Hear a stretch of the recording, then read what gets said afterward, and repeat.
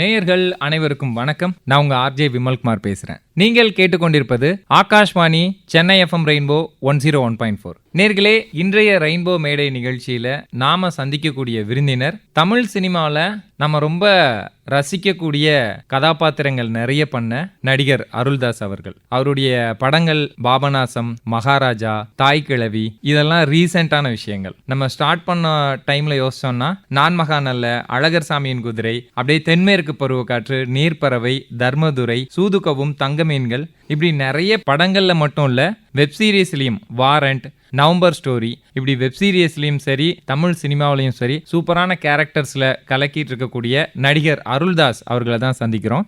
வணக்கம் சார். வணக்கம் தம்பி. சார், உங்களுடைய போலீஸ் கேரக்டரை நிறைய படங்கள்ல வேற வேற டைமென்ஷன்ல நீங்க வெளிப்படுத்திட்டே இருக்கீங்க. சொல்ல போனா அழகர் சாமியின் குதிரையில இருந்த போலீஸ் கேரக்டர்ல ஒரு லுக் அண்ட் ஃபீல் இருக்குன்னா, பாபநாசம்லயும் சரி மகாராஜாலையும் சரி அவ்வளோ வேரியேஷன்ஸ் இருக்கும். எப்படி ஒரு கதாபாத்திரத்தை இவ்வளோ வெரைட்டியில கொடுக்குறாங்க பலருக்கும் கேள்வியா இருக்கும். அந்த வேரியேஷன் எப்படி சார் கொடுக்குறீங்க? என்னுடைய நடிப்பு ஆரம்பித்ததும் பார்த்திங்கன்னா நான் மகான் அல்ல, குட்டி நடேசன் ஒரு கேரக்டர். அது ஒரு நார்த் மெட்ராஸில் உள்ள ஒரு டான் கேரக்டர், ஆனால் ஒரு பாசிட்டிவான கேரக்டர். அதுக்கப்புறம் இம்மிடியேட்டாக பார்த்திங்கன்னா அழகர் சாமியின் குதிரை, அதில் தான் நான் ஃபஸ்ட்டு ஒரு வில்லேஜ் இன்ஸ்பெக்டராக போலீஸ் ட்ரெஸ் மாட்டினேன். அது பார்த்திங்கன்னா இப்போ வரைக்கும் நிறைய படங்களில் போலீஸ் ட்ரெஸ் போட்டு நடிக்கிறேன். இன்ஸ்பெக்டராகவோ அல்லது சப் இன்ஸ்பெக்டராகவோ ஐஜியாவோ அந்த மாதிரி நிறைய கேரக்டர் பண்ணுறேன். ஆனால் லக்கிலி பார்த்திங்கன்னா எனக்கு ஒவ்வொரு போலீஸ் கேரக்டருமே ஒரு டிஃப்ரெண்ட்டான ஒரு கேரக்டர். அது எப்படின்னா அது இயக்குநர்களுக்கு தான் நன்றி சொல்லணும், அது அமைஞ்சிக்குது. ஏன்னா பாபநாசத்தில் ஒரு டைப் ஆஃப் போலீஸ் கேரக்டர், ஒரு கிரைமை இன்வெஸ்டிகேஷன் பண்ணுற ஒரு போலீஸ் கேரக்டர். மகாராஜாவில் ஒரு ஹியூமர் மிக்ஸ் பண்ண ஒரு இன்ஸ்பெக்டர் கேரக்டர். அந்த மாதிரி நிறைய பண்ணினாலும் ஒரு போலீஸ் கேரக்டருமே ஒரு டிஃப்ரெண்ட்டாக அமைஞ்சிக்கிச்சு. வாரண்ட்னு ஒரு வெப் சீரிஸ், அதுலேயும் பார்த்திங்கன்னா ஒரு பாசிட்டிவான ஒரு எமோஷனான இன்னைக்கு நடக்கிற ஒரு போலீஸ் டிபார்ட்மெண்ட்டில் நடக்கக்கூடிய பல உண்மையான விஷயங்களை அந்த வாரண்ட் வெப் சீரிஸில் ரொம்ப ரிசர்ச் பண்ணி எழுதியிருப்பாங்க. அதில் என்னோடய கதாபாத்திரமும் ரொம்ப எப்படி சொல்கிறது, ஆரம்பத்தில் அந்த ஹீரோவுக்கு அகேன்ஸ்டாக இருக்க மாதிரியே தெரியும். ஆனால் ஒரு ஸ்டேஜில் அந்த ஹீரோவுக்கு சப்போர்ட் பண்ணுற ஒரு பாசிட்டிவான அந்த போலீஸ் படக்கூடிய கஷ்டங்களை ஒரே சீனில் அழகாக நான் டயலாக் பேசி நடிச்சிருப்பேன். அது ரொம்ப வரவேற்பு பெற்றுச்சு. நடிகர்களுக்கு அமையுதுன்னு ஒரு விஷயம் சொன்னாலும் அதுக்கு அந்த கேரக்டரை வடிவமைச்ச அந்த இயக்குநர்களுக்கும் அதை எழுதிய ரைட்டர்ஸ் இருக்காங்கல்ல, அவங்களுக்கும் தான் நான் நன்றி சொல்லணும். சூப்பராக சொல்லிட்டேங்க சார். வாரண்ட் வெப் சீரிஸில் அந்த போலீஸ் ஸ்டேஷனில் இருக்கக்கூட போலீஸ் எல்லாரையும் வச்சுக்கிட்டு நீங்கள் சொல்கிற ஒரு இடம் அந்த நாள் நான் மனசால் எவ்வளோ உடைஞ்சேன், எவ்வளோ பேரோட போலிகளை நான் பார்த்தேன். அதன் பிறகு எனக்கு நம்பிக்கை கிடைச்சி கடவுள் இயற்கை எனக்கு ஒரு சப்போர்ட் பண்ணி ஹாஸ்பிட்டலில் இருந்த கைதி உயிர் பழைச்சதும் அதுக்கடுத்து இவங்க முகம் மாறினதும் அப்படின்னு சொல்கிற இடம் இருக்குது. ஒரு ஆக்டர் எல்லாருமே ஹியூமன் தான், ப்ராப்ளம்ஸ் இருக்கும், எல்லாத்தையும் மறந்துட்டு அந்த கதாபாத்திரமா அந்த திரையில தெரியுது இல்ல, அது எல்லாருக்கும் சாத்தியம் கிடையாது. அது எப்படின்னா அது எந்த தொழிலையுமே உங்களுக்கு அந்த தொழிலை தொடர்ந்து பண்ணுறப்ப அது நம்ம கைக்கு சிக்கும். சித்திரமும் கைப்பழக்கம், செந்தமிழும் நாப்பழக்கம் சொல்கிறாங்கல்ல, அந்த மாதிரி நீங்கள் ஒரு தொழிலை இப்போ நீங்கள் ஆர்ஜேவாக இருக்கீங்கன்னா பிகினிங்கில் ஒரு சின்னதாக ஒரு ஸ்ட்ரகிள் இருந்திருக்கும். ஒரு இன்டர்வியூ எடுக்கிறப்போ வைக்கிறப்போ கொஞ்சம் தடுமாட்டம் இருக்கும். போக போக போக போக உங்களுக்கு அது ஈஸியாக வந்துடும். அந்த மாதிரி தான் கலைத்துறையில் பார்த்திங்கன்னா நடிப்பு எனக்கு பிகினிங்கில் எனக்கு அவ்வளோ ப்ராப்பராக எனக்கு ஆக்ட் பண்ண தெரியாது. நான் மகள டயத்தில் தான் நான் ஒரு சினிமாட்டோகிராஃபராக ஆகணும், ஒரு டெக்னிக்கல் ஃபீல்டில் இருக்கணும்னு ஆசைப்பட்டு வந்தேன். ஆனால் வாழ்க்கை நம்மளை ஒரு நடிகராக மாற்றி விட்டுருச்சு. தொழில் ரீதியாக நடிப்பை கற்றுக்கிட்டு நான் நடிக்க போகல.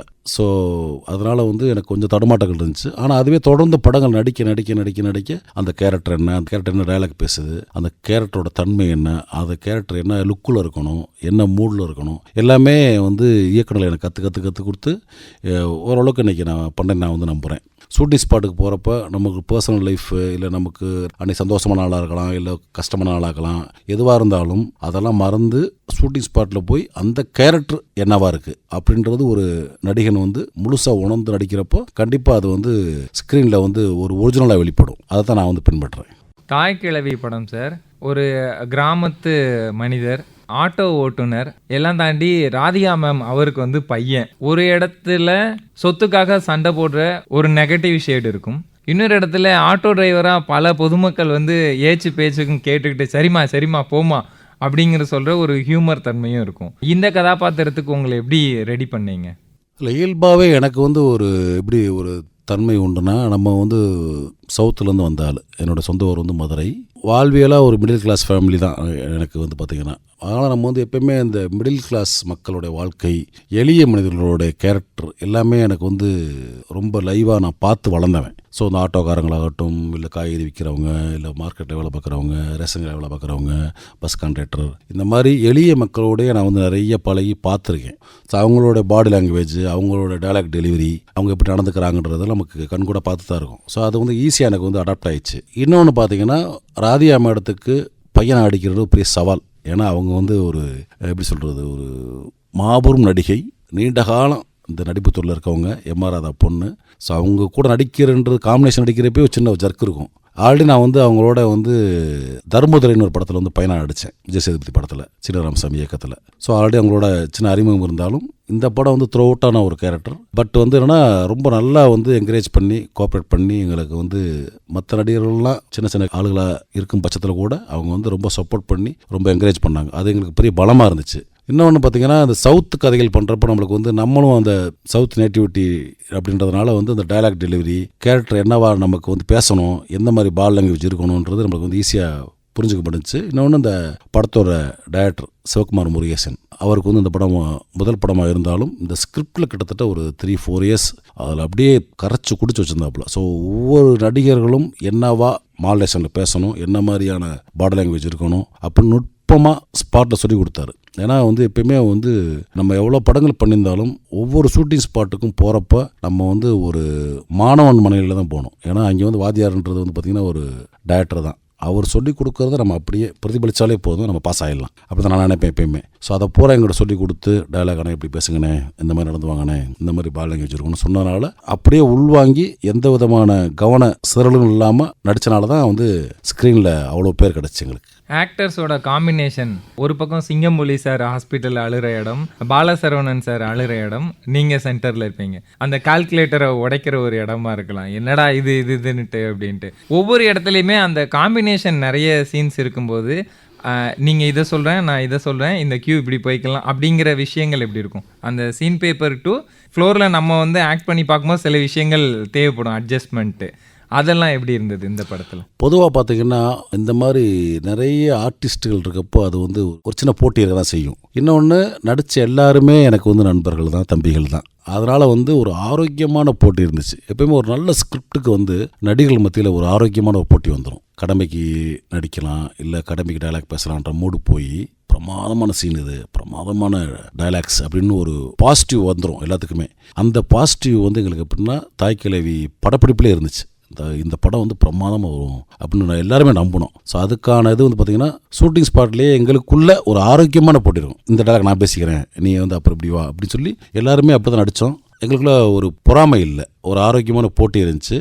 அது வந்து ஸ்க்ரீனில் நல்லாவே தெரியும். சிவகார்த்திகேயன் சார் பார்த்துட்டு என்ன சொன்னார்? சிவகார்த்திகேயன் சார் வந்து எப்படின்னா ரொம்ப ஹாப்பி. ஷூட்டிங் ஸ்பாட்டில் இருக்கப்போ ஒரு நாள் ஃபோன் பண்ணார், அண்ணே ரொம்ப சந்தோஷண்ணே, நீங்கள் ரொம்ப நல்லா கோஆப்ரேட் பண்ணி ஒத்துழைக்கிறேன்னு நான் வந்து கேள்விப்பட்டேன். இது வந்து என்னுடைய எப்படி சொல்கிறது, ரொம்ப ஆசைப்பட்டு பண்ணுற படம் இந்த படம் அப்படின்னு சொன்னார். கண்டிப்பாக தம்பி, இந்த படம் கண்டிப்பாக நல்ல படமாக வரும், உங்களுக்கு பெரிய பேர் வாங்கி தரும் நான் அப்பயே சொன்னேன். அவருக்கு மட்டும் இல்லை, இந்த படத்தில் ஒர்க் பண்ண டெக்னீஷியன்ஸ் ஆகட்டும், நடிகர்களாகட்டும், சின்ன சின்ன கேரக்டர் பண்ண ஜூனியர் ஆர்டிஸ்ட் அவங்களாகட்டும், எல்லாத்துக்குமே வந்து இந்த படம் வந்து ஒரு பாசிட்டிவான ஒரு நம்பிக்கை இருந்துச்சு அப்போவே. விடுதலை 2 படம், போகும் இடம் வெகு தூரம் இல்லை படம். இதில் வந்து ஒரு சீன் ஆனால் இம்பார்ட்டன்ட் கேரக்டராக அழ வச்சுருப்பீங்க. அந்த போகும் இடம் வெகு தூரம் இல்லை அவ்வளோ இதாக இருக்கும். விடுதலை 2லையும் சரி, இந்த மாதிரி ஒரு சீன் கேரக்டர் அப்படின்னு உங்களை அணுகும்போது நீங்கள் அதை எப்படி ஓகே பண்ணுறீங்க? ஒன்றே ஒன்று புரிஞ்சுக்கணும், என்னென்னா வந்து நம்ம வந்து தொழில்முறை நடிகர்கள். அதில் வந்து சின்ன கேரக்டர் பெரிய கேரக்டர் அப்படிலாம் நான் பார்க்க மாட்டேன். நல்ல கேரக்டராக இது நம்மளுக்கு ஒத்து வராதா இதுதான் நான் பார்ப்பேன். அந்த மாதிரி வந்து போகும்படம் வெகு தூரமில்லை வந்து ஒரு சீன் தான் சொல்லி தான் டேரக்டர் கூப்பிட்டாங்க. ஆனால் நல்ல எமோஷனான சீன், அது பயங்கர ஹெவியான சீன்ட்டாங்க.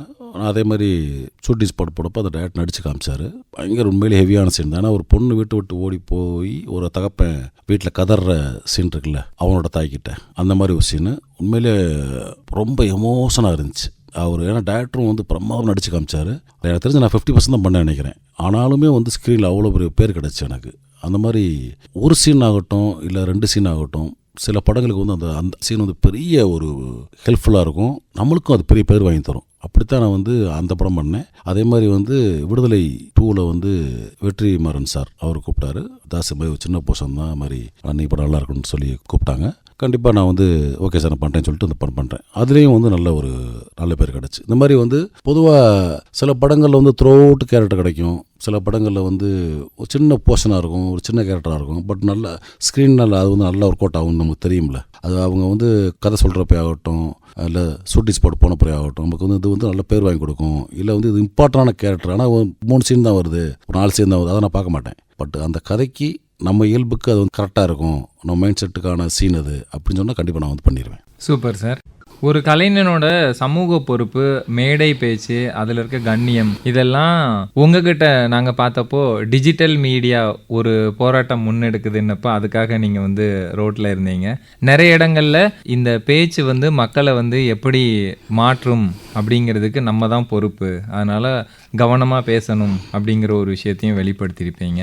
அந்த அக்கறையை சொல்லுங்கள். இங்கே வந்து ஒரு சமுதாயத்தில் எல்லாருக்குமே வந்து நல்லது கெட்டதில் பங்கு இருக்குது. ஒரு சாதாரண ஒரு குடிமகனாக இருக்கலாம், இல்லை வந்து ஒரு உயர்ந்த நிலைமையில் உள்ள ஒரு பதவியில் இருக்கிற ஆளாக இருக்கலாம். எதாக இருந்தாலும் இந்த சமூகத்துக்கு தேவையான விஷயங்களுக்காக போராடணும், இல்லை வந்து அதுக்காக பேசணும். ரெண்டுமே இருக்குது. ஸோ இந்த பொறுப்புன்றது திரைக்கலைஞர்களுக்கு மட்டும் இல்லை, எல்லாத்துக்குமே இருக்குன்னு நான் வந்து ஆசைப்படுவேன். அதனால் சின்ன சின்ன விஷயங்கள் வந்து மேடை பேச்சாகட்டும், இல்லை வந்து ஒரு விஷயம் நல்ல விஷயத்துக்காக வந்து ஒரு போராட்டம் பண்ணுறாங்க அப்படின்றப்போ கண்டிப்பாக அது கலந்துக்கணும் அப்படின்னு நான் நினைப்பேன்.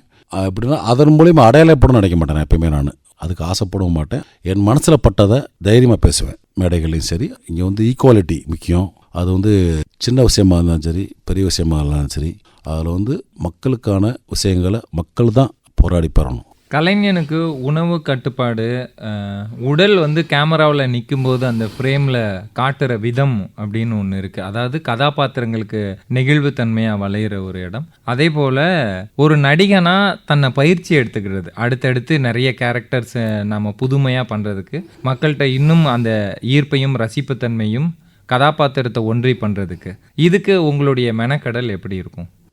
நீங்கள் சொன்ன ரெண்டையுமே நான் வந்து பின்பற்றலை. ஏன்னா நான் வந்து ஹீரோக்கள் வந்து பார்த்திங்கன்னா 6 பேக்கோ இல்லை ரொம்ப ஃபிட்டாக இருக்கும்னு நினைப்பாங்க.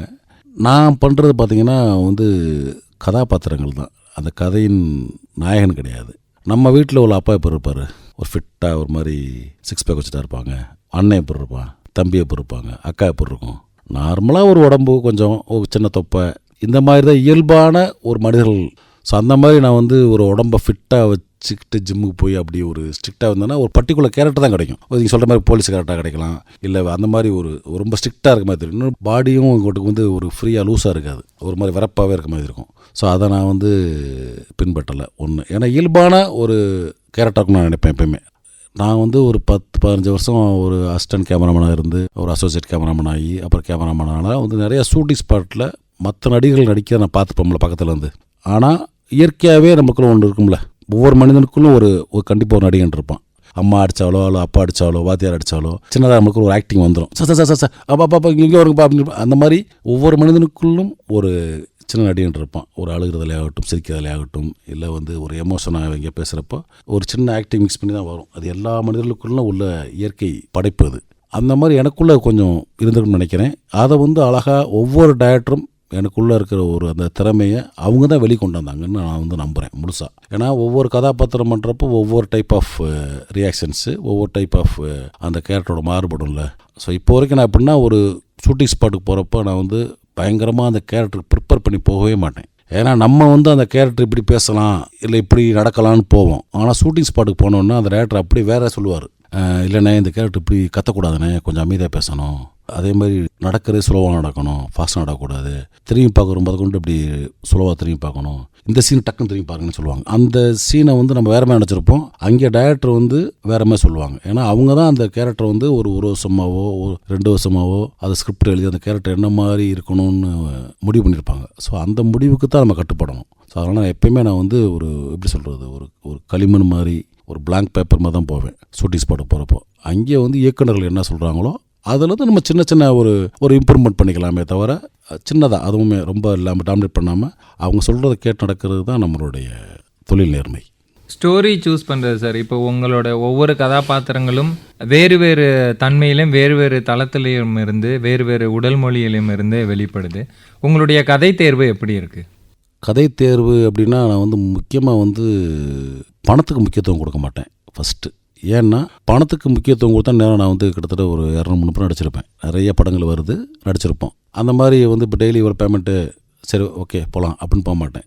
ஒரு இயக்குனர் வந்து நம்மளுக்காக சொல்கிறாங்க, இந்த கேரக்டர் ஃபஸ்ட் நம்மளால் பண்ண முடியுமா, இந்த கேரக்டருக்கு நம்ம கரெக்டாக இருப்போமா, இது ரெண்டும் நான் பார்ப்பேன். இது என்னவா வந்து ஸ்க்ரீனில் வரும் இது பார்ப்பேன். அப்புறம் அதில் வந்து முன்ன பின்ன அடுத்த பேமெண்ட் பேசுவாங்க. ஸோ அதில் வந்து சில படங்கள் நம்ம வந்து இறங்கி போவோம், சில படங்கள் கொஞ்சம் அப்படியே இதாக இருப்போம். இதுதான் உண்மை. ஸோ நம்ம வந்து எல்லா படத்தையும் வர்ற படத்தை பூரா கமிட் பண்ணி நம்ம வந்து ஒரு டக்குன்னு ஃபீல்ட் அவுட் ஆகிறத காட்டிலும் நின்று நிதானமாக நல்ல நல்ல கேரக்டராக ஓரளவுக்கு எல்லா கேரக்டருமே வந்து ஹிட் ஆகும்னு சொல்ல முடியாது. பட் நம்ம மனசுக்கு ஒன்று அந்த டைம் ஒன்று தோணும்ல, இது நல்ல படமாக வரும், இது வந்து இந்த கேரக்டர் நல்லா இருக்குது அப்படின்னு. அப்படித்தான் நான் வந்து சூஸ் பண்ணி பண்ணுறேன். மாபெரும் ஒரு ரிச்சான ஃபேமிலி, ஒரு பெரிய மாளிகையில் வாழக்கூடியவனை எனக்கு காமிச்சா வந்து கண்டிப்பாக அது இயல்புக்கு வேறு மாதிரி இருக்கும். தாய்க்கழிவில் பார்த்தீங்க ஆட்டோக்காரன்னா நமக்கு என்னுடைய கலருக்கு என்னுடைய பாடிக்கு ஏற்ற மாதிரி ஒரு கேரக்டராக இருக்கும். ஸோ அந்த மாதிரி நம்ம வந்து இந்த கேரக்டரும் நம்மளுடைய இயல்புக்கு சரியாக வருமா, கரெக்டாக இருக்குமா, இது வந்து பொருந்துமா அப்படின்ற பார்த்து நான் வந்து ஓரளவுக்கு சூஸ் பண்ணிடுவேன். அதே மாதிரி எனக்கு கொடுக்கக்கூடிய கதாபாத்திரங்கள் வந்து எப்படின்னா ஒரு இயக்குனரும் ஒரு ரைட்டரும் வந்து அதை வந்து 1 மாதத்தில் எழுதியிருப்பாங்க, 1 வருஷத்தில் எழுதியிருப்பாங்க, இல்லை வந்து 2 வருஷம் கூட ஆகிருக்கும். அதை வந்து ஒரு நடிகர் மூலியமாக தான் திரையில் வந்து காட்டுறாங்க. ஸோ அவங்களுடைய கற்பனையை சாவடிச்சிடக்கூடாது. ஃபஸ்ட்டு அந்த கேரக்டரை நம்ம வந்து கில் பண்ணிடக்கூடாது. ரொம்ப முக்கியமாக இருப்பேன். அதனால் டேரக்டர் ஒவ்வொரு ஷாட்டும் ஒவ்வொரு டயலாக் பேசும்போது கேட்டுக்கிருவேன், இது ஓகேவான்னு. அதை வந்து எப்படின்னா முடிஞ்ச அளவுக்கு ஒரு அட்லீஸ்ட் ஒரு 100% நம்மளால் அதை பண்ண முடியுமா முடியலன்னா கூட ஒரு 70% அந்த கேரக்டரை வந்து உயிராக கொண்டாந்துருவேன் ஸ்க்ரீனில். Super sir.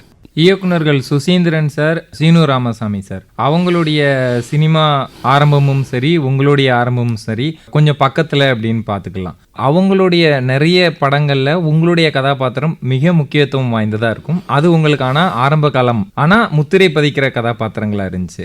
இயக்குனருக்கும் நடிகருக்கும் மிகப்பெரிய புரிதல் இருந்தால் தான் இது வந்து திரைமொழியில் சாத்தியமாகும்.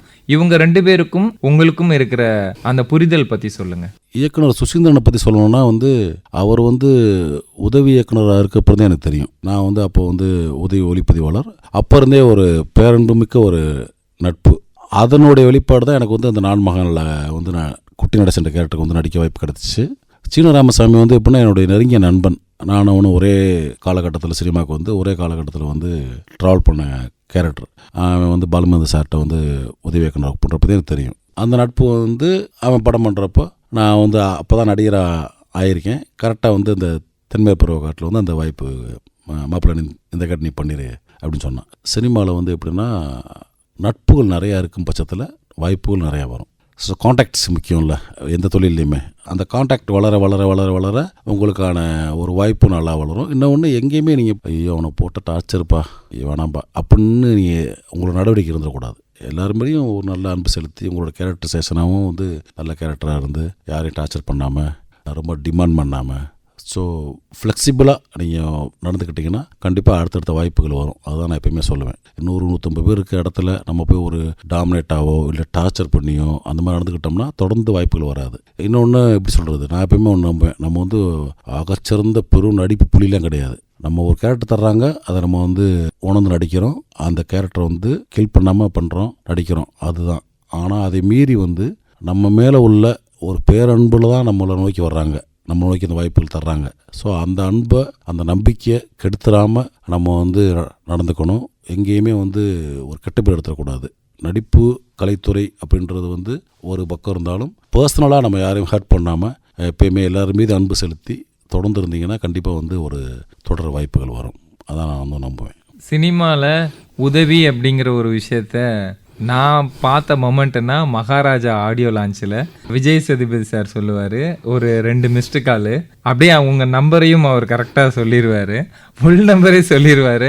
அவர் அன்னைக்கு ஆரம்பித்த புள்ளி இன்னைக்கு வந்து இவ்வளோ பெரிய கோலமாக அவங்க முன்னாடி வந்து அழகான ஒரு கோலமாக இருக்குது அப்படின்னு சொல்லியிருப்பார்.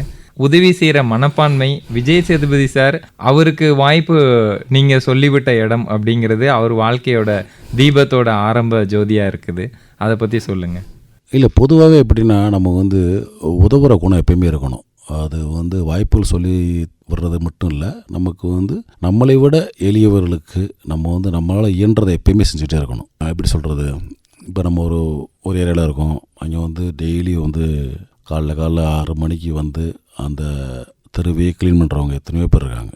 அவங்க வந்து ஒரு ஏழ்மையான குடும்பத்தை வந்திருப்பாங்க. அவங்களோட சூழ்நிலை காரணமாக அவங்க வந்து அந்த அந்த ஸ்ட்ரீட்டை பெருக்கி சுத்தம் பண்ணுறாங்க. ஸோ நம்ம இருக்க தெருவை அவங்க சுத்தம் பண்ணுறாங்க.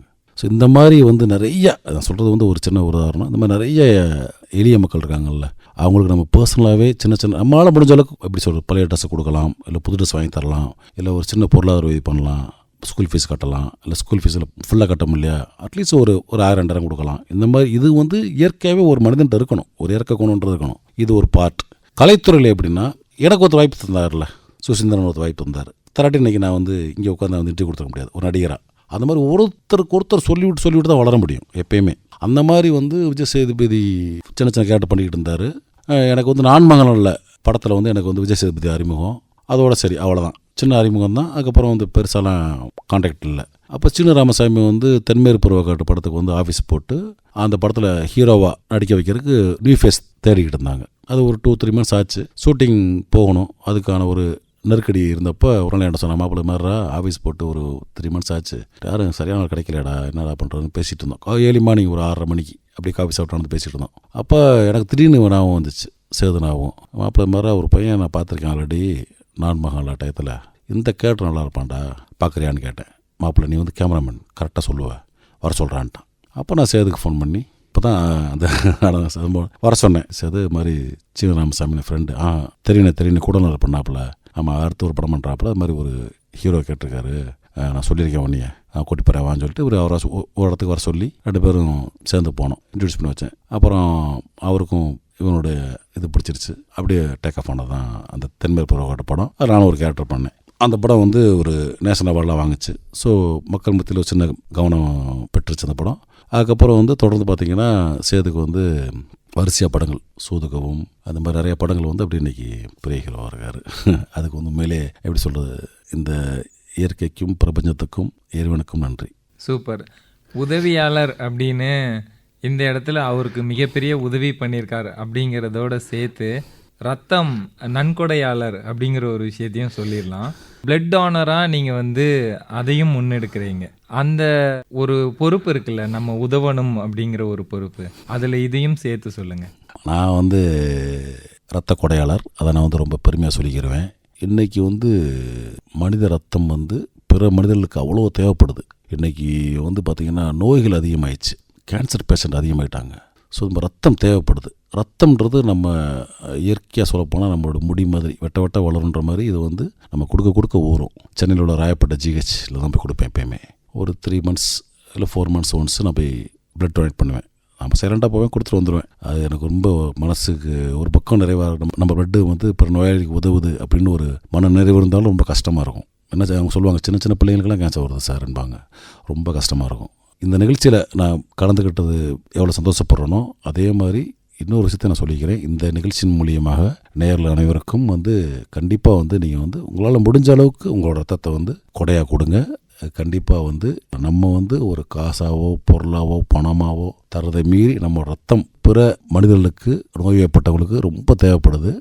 கண்டிப்பாக வந்து நம்ம வந்து பிளட் கொடுக்கலாம். அதை வந்து நீங்கள் வந்து ஒரு பெரிய சேவையாக நினச்சி செய்யுங்க.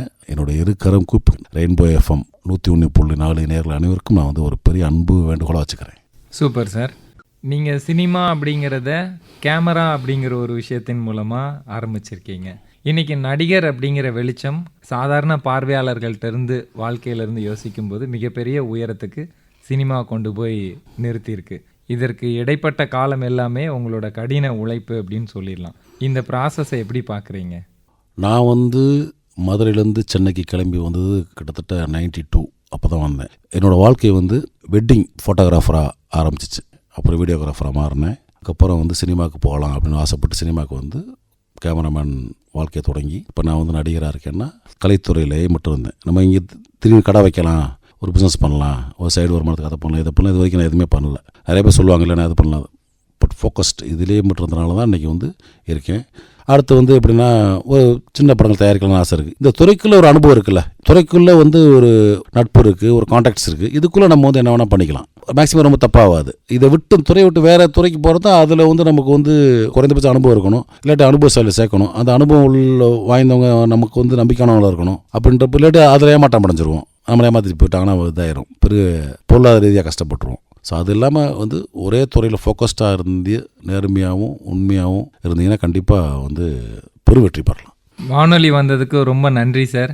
ஏன்னா உங்களுடைய படங்களில் நாங்கள் பார்த்த கதாபாத்திரங்கள்ல இருந்து இன்னொரு தன்மை உங்களுக்கு இருக்குது அப்படிங்கிறத இந்த நேர்காணல் மூலமாக புரிஞ்சுக்கிட்டோம். ஏன்னா பிளட் டொனேட் பண்ணுறது அப்படிங்கிற ஒரு விஷயமா இருக்கலாம், இல்லை மதுரையிலேருந்து சென்னைக்கு வந்து சினிமா கேமரா அப்படிங்கிற ஒரு விஷயத்தில் ஆரம்பித்து இன்னைக்கு கேரக்டர் ஆர்டிஸ்ட்னா இவரோட ஃபேஸ் தான் வந்து நிற்கும் அப்படிங்கிற அளவுக்கு அவ்வளோ வேறுபட்ட கதாபாத்திரங்கள் நீங்கள் பண்ணியிருக்கீங்க. இது வந்து பலருக்கும் ஒரு உத்வேகத்தை அளிக்கக்கூடிய ஒரு பயணம், உங்களுடைய பயணம். அதை நீங்கள் நேர்காணலுக்கு நேரம் கொடுத்து பேசியிருக்கீங்க. தொடர்ந்து உங்களுடைய நான் மகாநல்லில் ஆரம்பித்த பயணம் இப்போ மக்கள் கொண்டாடக்கூடிய அனைத்து படங்கள்லையும் நீங்கள் இருக்கிறீங்க. தாய்க்கிழவி படமோ மகாராஜா படமோ வென்று குவித்த விருதுகளும் மக்களோட கைத்தட்டலும் அவ்வளவு. இந்த பயணம் இன்னும் தொடர வானொலி சார்பாக வாழ்த்துக்கள் சார். ரொம்ப நன்றி தம்பி. ஏன்னா வந்து ஒரு பாரம்பரியமிக்க ஒரு அகில இந்திய வானொலி, அதில் வந்து என்னுடைய பேட்டி வர்றதை வந்து ரொம்ப பெருமையான விஷயம்.